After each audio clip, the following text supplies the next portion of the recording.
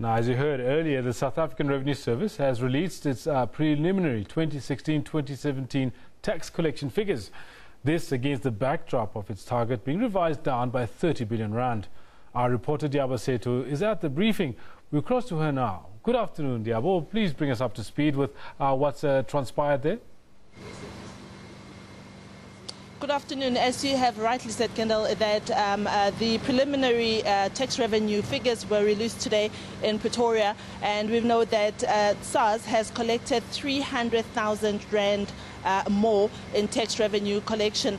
This is slightly above their expectation or their target. Of course, we know that the economy is very, very much under pressure. Therefore, we cannot expect to be collecting as much as we probably would have wanted to. This is why the figures have had to be revised down at least twice, just to be in line with economic growth, which is currently not even at 1% yet, but is quite faltering.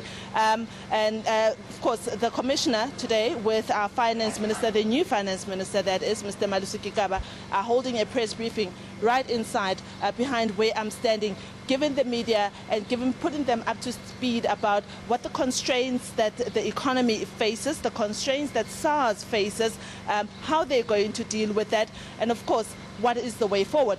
But with me, I have Mr. Mark Kingon. He's the General Executive of Relationship Management here at SARS.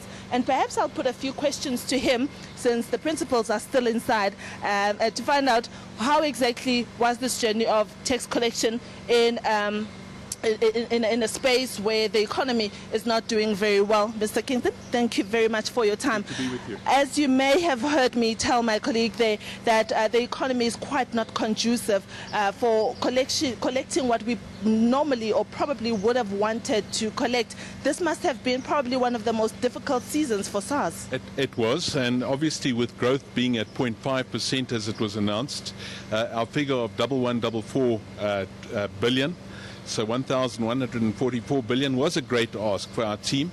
Obviously that had been dropped from the medium-term budget statement of 1152 billion, but our teams have been working exceptionally hard. We have seen a drop in certain areas like customs duties and customs import VAT, but at the same stage we have seen, for instance, a growing amount in terms of dividends tax, and we've been very gratified in terms of that to see the amount that has been paid.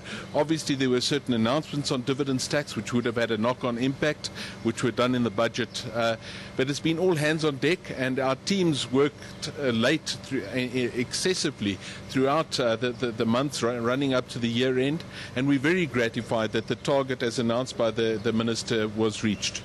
Let's talk about the target itself. You may have heard murmurings just before this press briefing.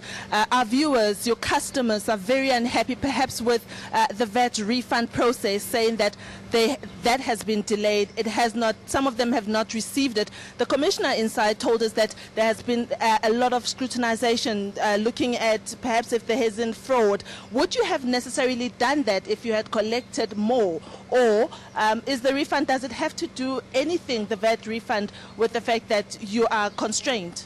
No, VAT refunds is obviously driven by what people claim. They submit a return to us. We actually refunded 181.4 billion plus or minus in terms of VAT refunds for the year, which was up about 8.5, 8.6%. I'm not sure the exact percentage there, year on year. So we have refunded a considerable amount more, and more than we estimated to refund. Now, obviously, there are people out there, and we've got the Ombud who is going to be engaging with SARS, and SARS has welcomed the Ombud coming to look as to whether we have been in some way artificially delaying refunds. We are not doing that. We have refunded, but there are people, and I think it would be remiss of me not to say there might be people who are struggling with a refund here or there, and they need to use the channels that are available to ensure that it's brought to our attention. I just wanted to touch on one thing you raised. If we were doing well, would we focus as much on checking VAT refunds or not?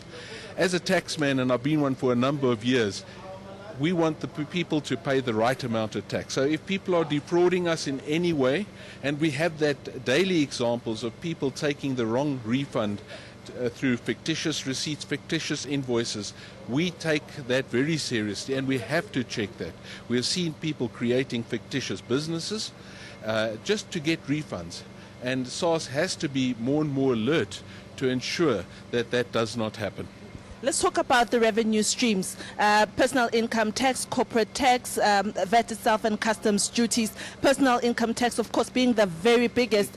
It is the biggest in a constrained economy where a lot of people are not working and jobs are being lost. This must concern you a lot. It obviously does. We have, of course, seen from the 1st of March an increase in the top rate for individuals. But yes, as we see maybe retrenchments in industry and whatever else, that has got a knock-on impact into the personal tax space.